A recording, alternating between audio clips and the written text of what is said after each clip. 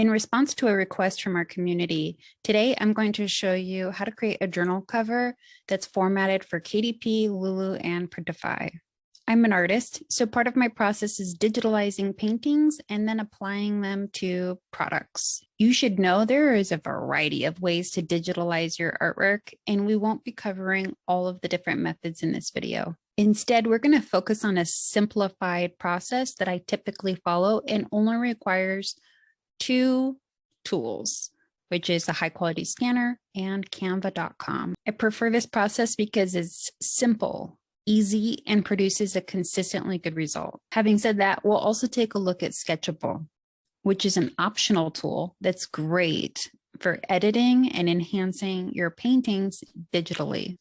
With all that said, let's get started so you can decide if this method will work for you.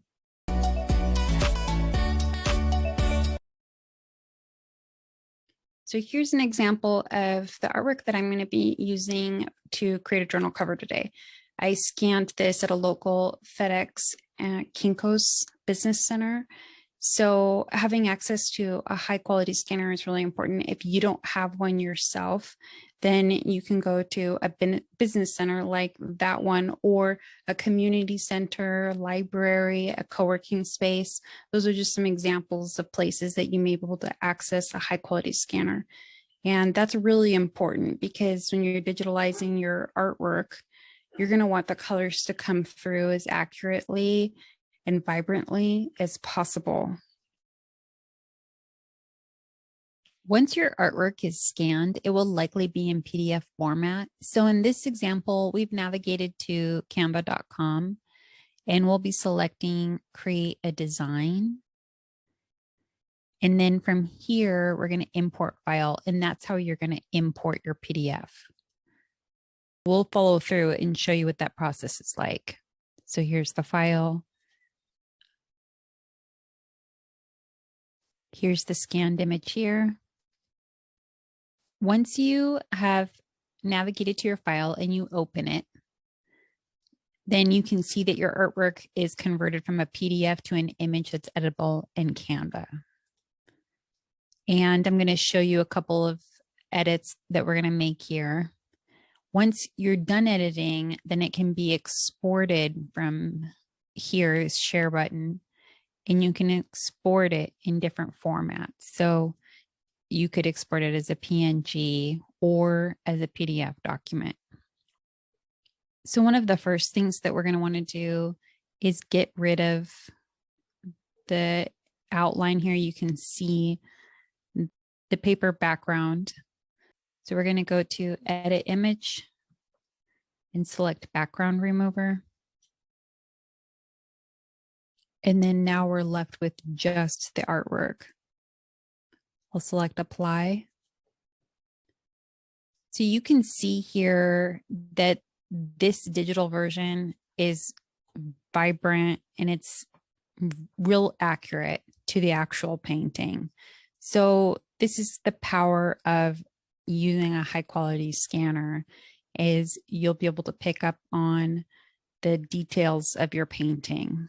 Just want to show that to you so you have an idea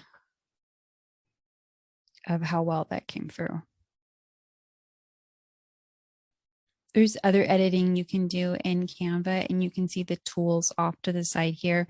If you wanted to add text to your image, you could.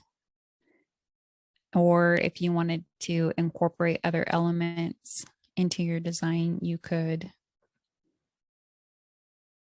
We're not going to go into a tutorial on all of the things that Canva does, but basically this is what I would use Canva for, is to do that background removing. And if I wanted to edit parts of the image, you could do that as well. I don't usually do that with the watercolor paintings, but you could. So you could adjust the brightness, contrast, saturation, and then some other changes. You could apply filters. So there's some basic editing that you can do in Canva, but Usually if there are edits that I need to make, I do them in Sketchable, and we'll take a look at that. The next step is to create a template for your journal cover. On the homepage in Canva, you can go back to that button there up in the top right, create a design, and you can select custom size and then enter in the dimensions of the template cover. So I'm going to skip that and go straight to an example template cover and just show you what I mean. We're creating a journal cover for Lulu today. And by clicking on resize here, you can see the dimensions.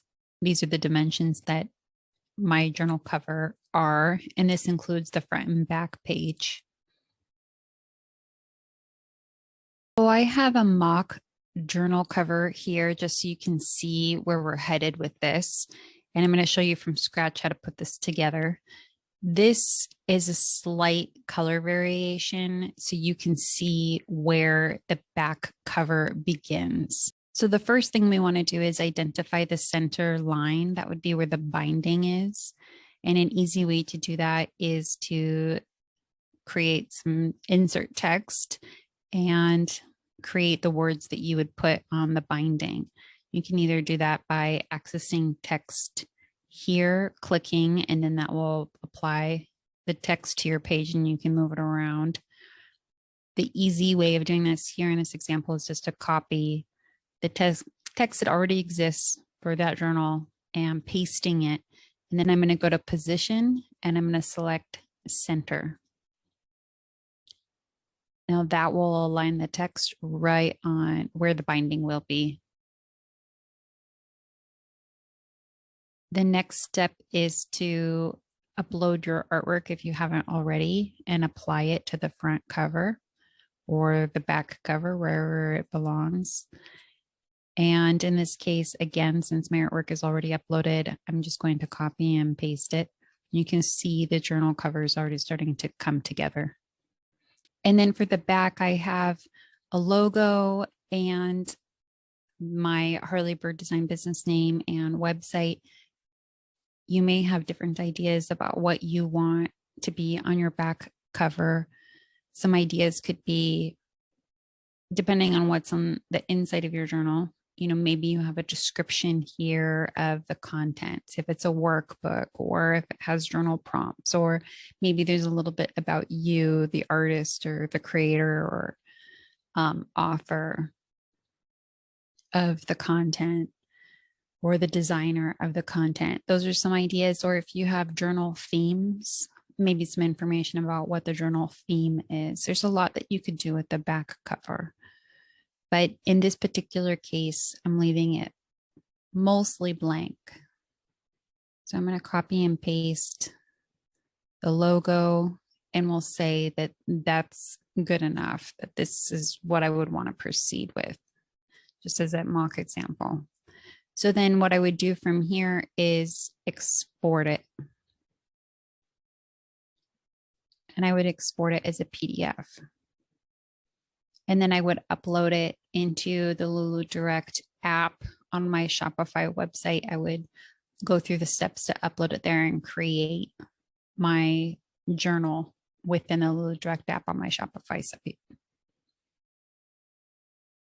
Also, keep in mind that you're going to want to watch the margins here all along the border for both front, back, cover, and binding. Your text and imagery shouldn't get too close to the border.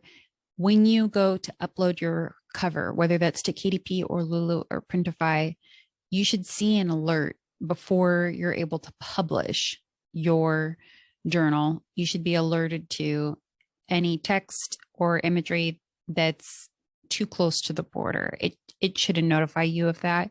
But just to save yourself some time, make sure that you are considering that when you're inserting your artwork, inserting your text here, and leaving appropriate margin around the border. Here's some examples of some journal covers, just so you can see an example of a final product. Over here, we have a Lulu journal, and this is the front cover. This is different artwork. but you'll recognize that text is the same, and there's some text over here. So very simple design. And then on the binding, you can see where that text aligns. And over here, this is a Printify journal, a little different. It's spiral bound, different size, but the same design elements here that were applied. So it's pretty easy to create a journal cover. You can start off with Lulu if that's usually where you create and sell your journals through. And then just take that template that you create in Canva and copy it, and then change the dimensions so that it matches either KDP's requirements or Printify's requirements, and you're good to go. Before we navigate away from Canva and take a look at Sketchable, I want to point out that Canva has content licensing agreements. So here's their licensing agreement page. I'm going to link to it in the video description so you can look through it.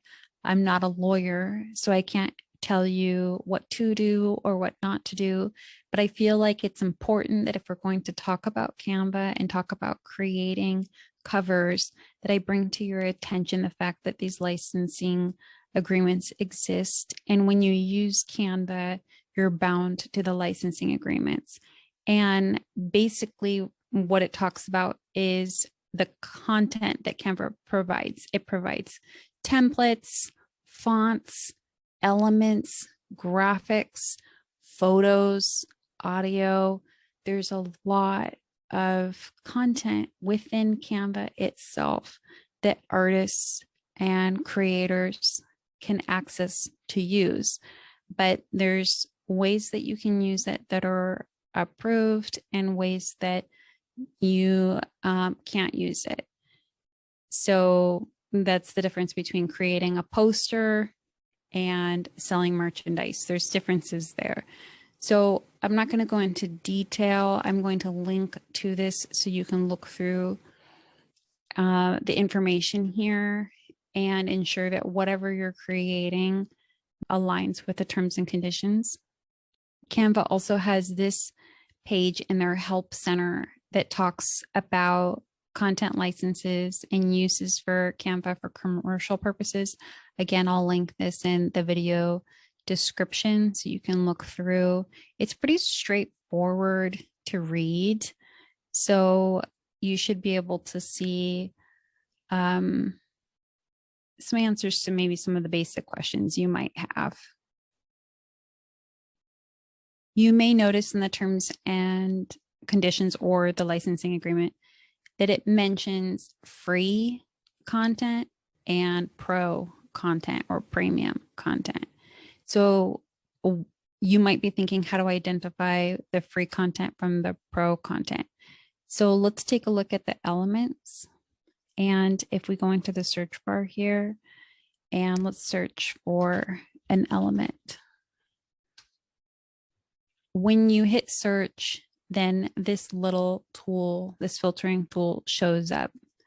If you click the filtering tool, you can scroll down and you can select free, and it will filter out the premium content, or you can select pro and it will filter out the free content. And that's one way of identifying the free content versus the premium content. Another thing you can do is purchase a font licensing for a font, which is what I did for the fonts that I'm using here. And a simple way of doing that is going to a website that sells graphics or fonts or licenses them out.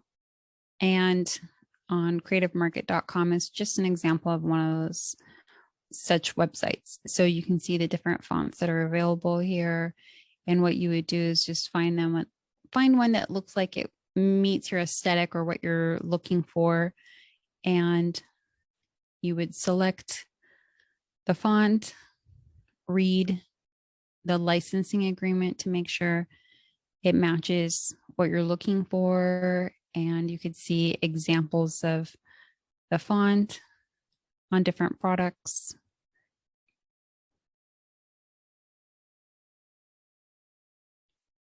And the types of font files And basically what you would do is you'd purchase it, download the file, and then upload that file, that font file to Canva. And then when you're in Canva, you could access it just like you would any other font. For those of you creating journal covers for Printify, you can identify the dimensions for the journal covers on their website. So I'm on printify.com. I'm in the catalog and I've selected journals and notebooks. This is the inventory they have here. I've filtered it down to the Printify partners that are located in the United States. So I'm going to select one just for example purposes. So for this notebook, there's some basic information. And then when I select Start Designing, you'll notice here on the right-hand side that it says the print area. This specifically are the dimensions, the pixels that you're going to want to enter into your Canva template. And here's a journal cover that matches the KDP cover dimensions. You can see that here, the width and the height by inches.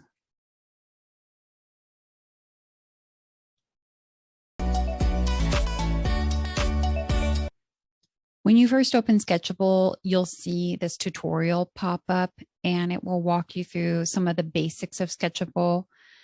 And you can go on into intermediate and advanced. There's quite a lot that you can do within Sketchable, and this is a good starter point for learning. Although I would say that it's pretty intuitive to use, so you may not need to go through and watch all of these. You may find just clicking around here that there's a lot you can pick up naturally. I've uploaded my artwork and I want to show you a few things that we can do in Sketchable. We're not going to walk through every single tool. I'll link to another resource in the video description that gives a more in-depth overview. I just want to bring attention to some of the things that you can do in Sketchable that could be helpful for you if you're an artist and you're creating journal covers. So the first thing that I want to point out here is that this is touch screen, the device that I'm using, and I am able to manipulate the artwork so I can twist it, turn it, and you're able to work on this just like if it was a sheet of paper, almost like if it was a sheet of paper. Then the other thing I want to point out, down at the bottom here, you'll see a lineup of different tools. The two that we're going to focus on today is the eraser tool and a paintbrush, a digital paintbrush. So I'm going to select the eraser and I'm using a stylus. And one of the great things about this is if I create a watercolor painting and there's splotches around, or there's something that I want to clean up, or kind of erase the way the edges of something, I can easily do that in Sketchable. With Canva, you can use the background remover and it will remove a lot of kind of the maybe imagery or things surrounding your core image. And you also have the option to do some tailored background remover with a tool in Canva, but it's a little clunky. And here in Sketchable, if you have a stylus, you can really control your ability to remove things. By selecting the eraser, you can choose the transparency for the eraser. So if you wanted to lightly remove something, you could, or if you wanted to completely erase it, you could. You can also adjust the thickness of the eraser. So it just gives you more control. And to demonstrate this, if I wanted to maybe smooth this area out, you can easily kind of just make some minor adjustments or major adjustments. It's completely up to you. Either hit the back arrow to restore it back to what it was, or I can leave the edits if I like them. So Really simple tool, but very effective and helpful, pretty quick to make corrections like that. The other thing I want to point out is there is a tool down here on the right-hand side. It's a color dropper. And if you select it, it brings up this wheel here attached to my cursor. And if I drag that over the image, I can identify the exact color that's used here in the painting. So if you're mixing colors when you're doing your watercolor and you want to identify what the RGB number is, you can do that. This is a method to do that. So you hover over, you say, that's the blue that I want to paint with, or identify the RGB number for, and it brings it up exactly. And with the paintbrush, you can adjust the thickness and the transparency. This is helpful if you wanted to touch up your painting, if you felt like a certain area needed to be more vibrant. So for example, if I wanted to touch up this area more, I could select the color dropper, hover over it, identify the exact shade of pink, and then go in with my stylus to add a little bit more depth. This particular painting, I like the fact that watercolor is imperfect. So I'm going to undo that change, but it's really great to know that there's tools like these available to you. Sketchable has a free version and then a premium version, which does come with a fee. So I'll link to the Microsoft App Store and you can see more details about how to download it if you're interested in using it, if it looks like it's a tool for you. If you don't have Microsoft devices and you're more of an Apple person, you might consider Procreate. It's an alternative to Sketchable and it's compatible with Apple devices. I would say iPads for sure. I think it's 5th generation or above are compatible with Procreate. And again, you can see a description and some reviews. I have limited experience with Procreate, so I'm not the person to walk you through that and give you advice, but I'll link to some Procreate reviews and information in the video description in case you feel like that might be a better alternative for you. And then something to note is there's a $9.99 fee here. If you have questions or topic suggestions, please share in the comments below. Otherwise, thank you so much for watching.